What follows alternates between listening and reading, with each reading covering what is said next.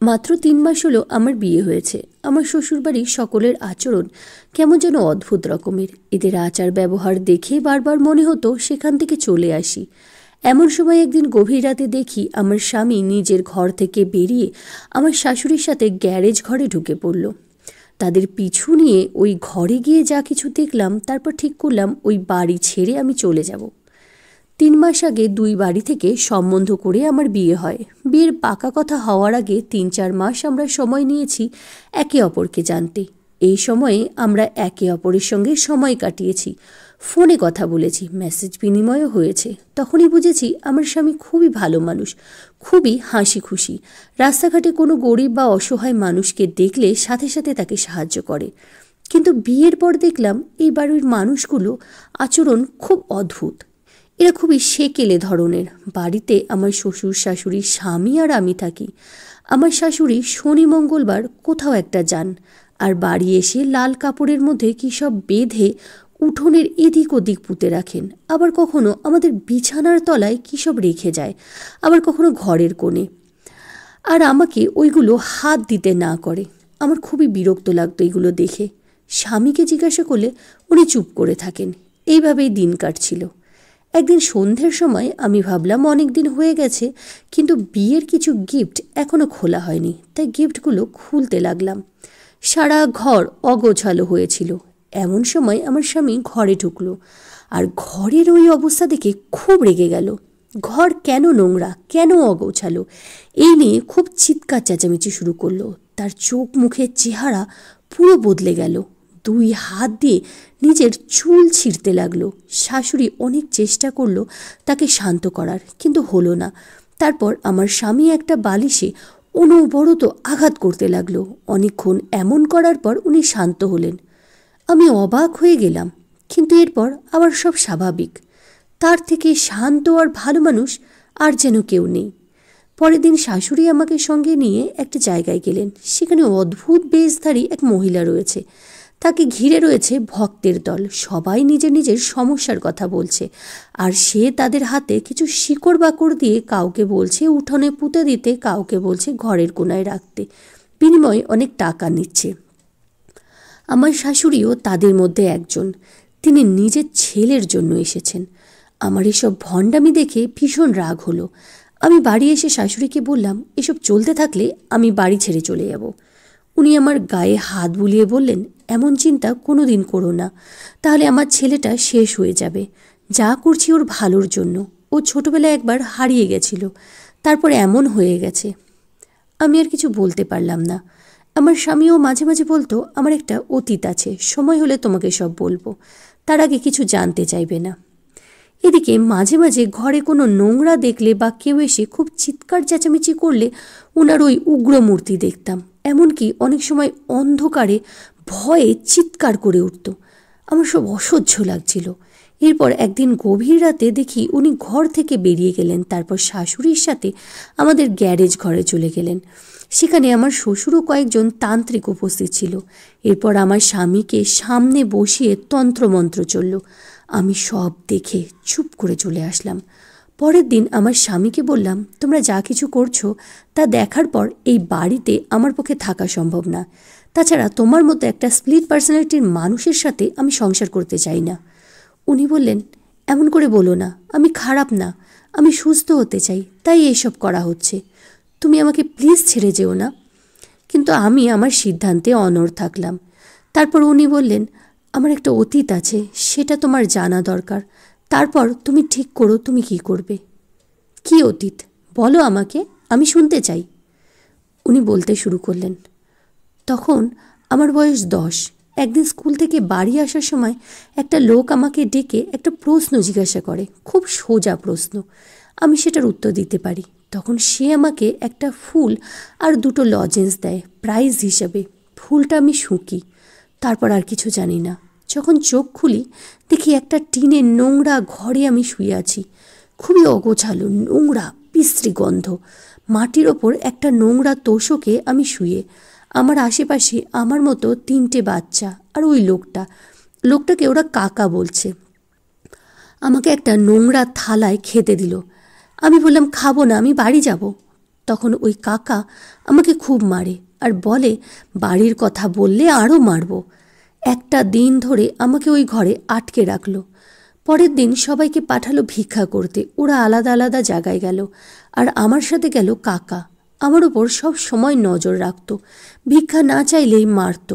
একদিন পালানোর চেষ্টা করলাম, কিন্তু ধরা পড়ে গেলাম। ঘরে এনে আমাকে খুব মারল, পায়ের নখ তুলে দিল। পরের দিন ওই ক্ষত নিয়ে গেলাম ভিক্ষা করতে। এরপর একদিন একটা লোক আসলো, কাকাকে কী সব বলছিল, কিন্তু তার ভাষা বুঝলাম না। কাকা আমাদের সবাইকে এনে তার সামনে নিয়ে গেল। আমাদের সবার মধ্যে লোকটার আমাকে পছন্দ হলো। কাকাকে অনেক টাকা দিয়ে আমাকে নিয়ে চলে গেল। আমাকে একটা ওষুধ খাওয়ালো। ঘুমে ঢুলতে ঢুলতে কোথায় গেলাম জানি না। তারপর একটা বাড়িতে নিয়ে রাখলো, ওটাও নিজের বাড়ি। সেখানে রান্নাবান্না ওই লোকটা নিজেই করত, আমি অন্যান্য কাজ করতাম। আমার ওপর সারাক্ষণ চিৎকার চেঁচামেচি করত। কাজে একটু ভুল হলে খুব মারত। লোকটি যখন কাজে বের হতো একটা ঘরে আমাকে আটকে রেখে যেত আর ইশারা করে বুঝিয়ে দিত চিৎকার করলে আমার জিভ কেটে দেবে। অন্ধকার ঘরে চুপ করে বসে থাকতাম। খুব ভয় করত, মার জন্য কাঁদতাম। লোকটা বাড়ি এসে আমার সাথে নোংরা কাজ করত। মাঝে মাঝে তার বন্ধু আসতো, সেও একই কাজ করত। ওখানে কতদিন ছিলাম জানি না। অন্ধকার ঘরে কোনটা দিন কোনটা রাত বুঝতাম না। একদিন তার খুব জ্বর হলো, উঠতে পারছিল না। আমি সুযোগ বুঝে অনেক কষ্ট করে সেখান থেকে পালাই। ওখান থেকে বেরিয়ে বুঝতে পারলাম আমাকে বিহারে নিয়ে যাওয়া হয়েছিল। ওখানে আমি রাস্তায় রাস্তায় ঘুরে বেড়াই, সবার পায়ে ধরি, বলি আমি হারিয়ে গেছি, বাড়ি যেতে চাই। কিন্তু কেউ আমার ভাষা বুঝতে পারে না। আমি ওদের কথা বুঝতাম না। ওরা ভাবতো আমি ভিক্ষা চাইছি। কেউ পয়সা দিত, কেউ খাবার দিত, কেউ আবার গালিগালাজ করত, ধাক্কা মারত। রাত্রিবেলায় রাস্তায় শুয়ে থাকতাম, কখনো বা কারোর ঘরের বাইরে বা দোকানের সামনে। কতদিন এমন হয়েছে গায়ে জল ঢেলে দিয়েছে। তার উপর কুকুর বিড়াল আর মদ মাতালের উৎপাত তো ছিলই। ভয়ে কাঁদতাম, মাকে খুঁজতাম। জানো, এমনও দিন গেছে যখন খালি পেটে শুধু জল খেয়ে কাটিয়েছি। তারপর একদিন একটা বড় মন্দিরের সামনে যাই। সেখানে একজন ফৌজিকে দেখতে পাই। বইতে পড়েছিলাম ফৌজিরা আমাদের রক্ষা করে। দৌড়ে গিয়ে তার হাতে পায়ে ধরি, বলি আমি বাড়ি যেতে চাই, মার কাছে যেতে চাই। ও আমার ভাষা বুঝলো না, ভাবলো ভিক্ষা চাইছি। আমাকে খাবার কিনে দিল। আমি বললাম খাবার চাই না, বাড়ি যেতে চাই। ওখানে যেন একজন বাঙালি ছিল, সে আমার কথা শুনে এগিয়ে আসলো। আমার সব কথা শুনে ওই ফৌজিকে হিন্দিতে সব বুঝিয়ে দিল। আমাকে থানায় নিয়ে গেল। আমার কাছে আমার ঠিকানা নিয়ে এখানকার থানায় ফোন করলো।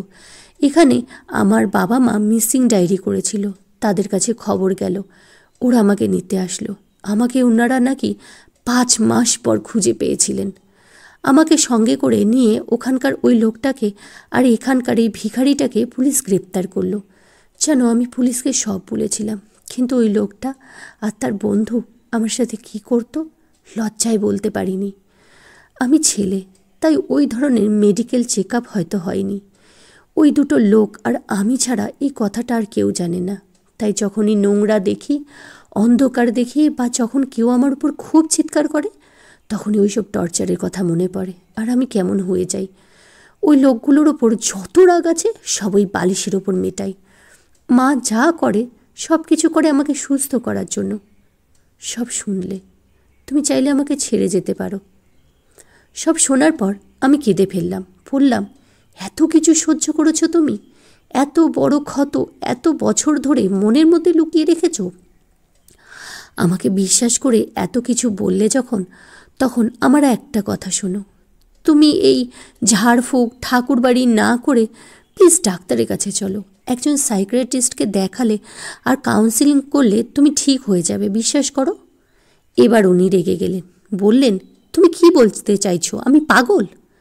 না না, একদম তা নয়, আমি তা বলছি না। আমাদের জ্বর সর্দি কাশি হলে যেমন আমরা ডাক্তার দেখাই, এটাও তেমনি স্বাভাবিক। ওরা তোমার সমস্যা বুঝে চিকিৎসা করবে, তাতে তুমি যে কষ্ট পাচ্ছ তা থেকে মুক্তি পাবে। অনেক বড় বড় মানুষরাও কাউন্সিলিং করে। তুমি চাও না এই কষ্ট থেকে মুক্তি পেতে? চাও না একটা সুন্দর স্বাভাবিক জীবন কাটাতে? এইভাবে অনেক বোঝানোর পর উনি রাজি হলেন। বাড়ির লোকজনকেও আমি রাজি করালাম। আজ প্রায় 1 বছরের কাছাকাছি হয়ে গেছে। উনি এখন অনেকটাই স্বাভাবিক। আমরা এখন সুন্দর জীবন কাটাচ্ছি। আমাদের সকলের উচিত সমস্যা থেকে পালিয়ে না বেরিয়ে তার মোকাবিলা করা। সকলকে না বলতে পারলে অন্তত একজনকে নিজের মনের কথা খুলে বলা।